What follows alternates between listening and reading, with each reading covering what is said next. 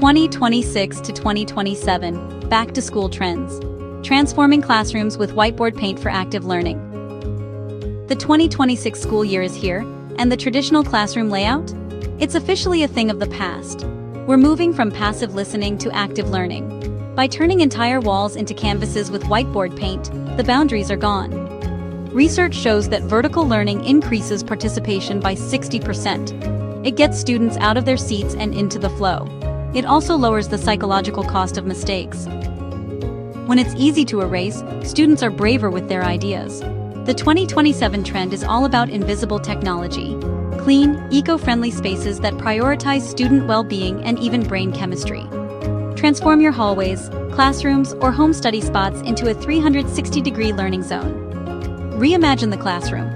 Call us at 800-936-2159 and speak with a friendly coding specialist. Or visit us at remarkablecoding.com.